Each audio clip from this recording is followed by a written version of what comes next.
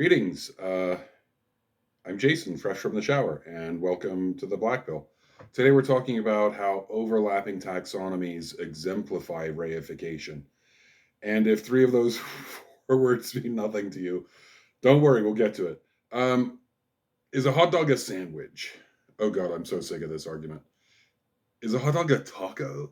Because sandwich, taco. Come on, man.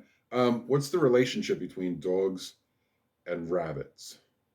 Reification is the epistemic crime of treating abstractions as though they were real things in the universe with definite properties. We use language to classify things so they can be understood easily, both in themselves and in their relationships to other things or phenomena.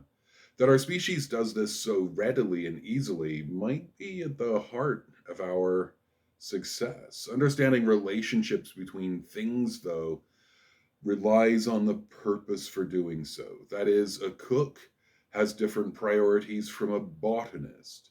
Is a tomato a fruit? Is it a vegetable? Well, when you get into this argument, the tomato is an abstraction. We've abstracted the thing in the world into a category so that we can use reason on the abstraction. Sometimes our various systems of categorization come into conflict. Naturally, we might group animals into pets, farm, food, and wild. Farm animals might have two subcategories, food and labor, cows and horses, for example. But if we reason out the morality of eating meat, that system leads us away from good choices. Biologically, the difference between pigs and humans is so minor, we can share organs. Pigs taste good is hardly moral justification. If it were, bear in mind reports from cannibal societies say humans taste just like pigs. And if we're going to eat pigs, why not dogs?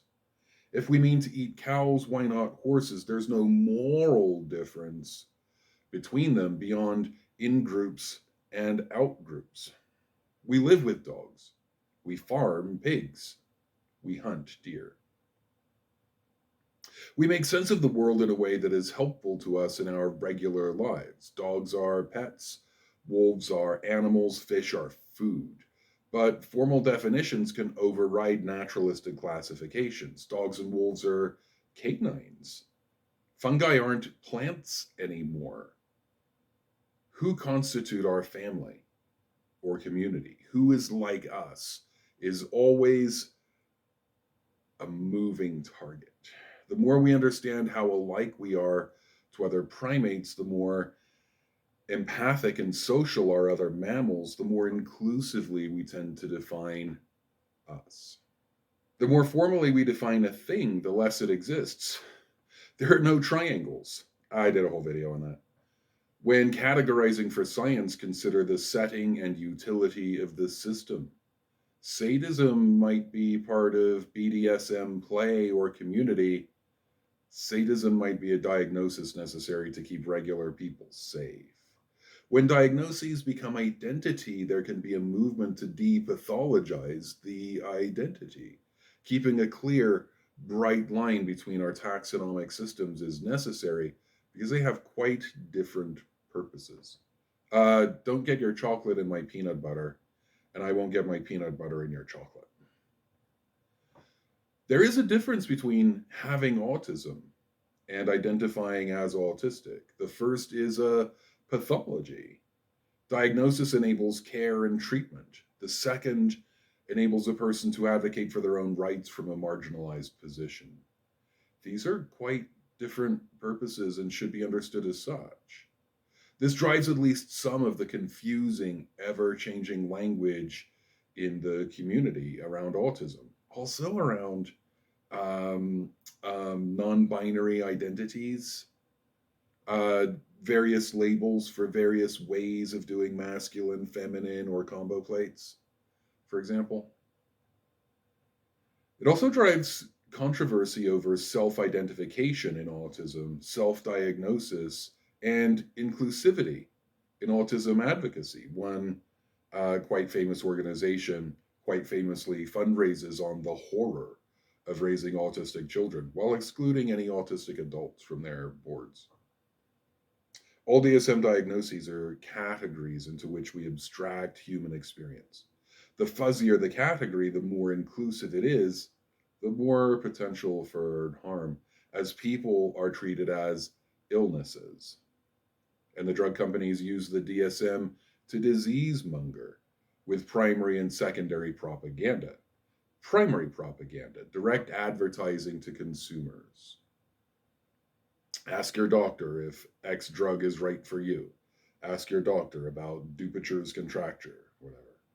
Secondary propo, convince people, I mean, especially celebrities, but also just regular people, to identify with the condition in question and then bravely share their stories of living with the pathology. People will fight to the death for their right to be medicated, neither understanding nor caring they're doing the work of a giant for profit pharma company.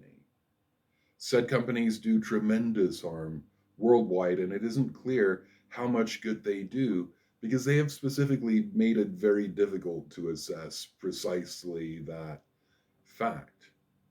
So see Ben Goldacre. So see Ben Goldacre's great big fat book, Bad Pharma. If I remember, I'll link it. I am autistic. Yeah, I don't have autism.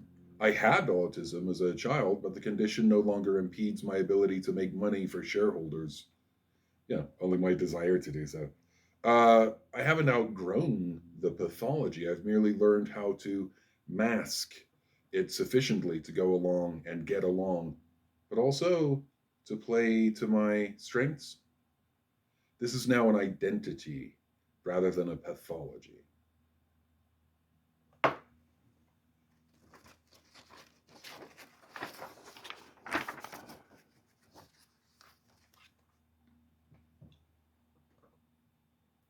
Both categories are of value in particular settings with particular care.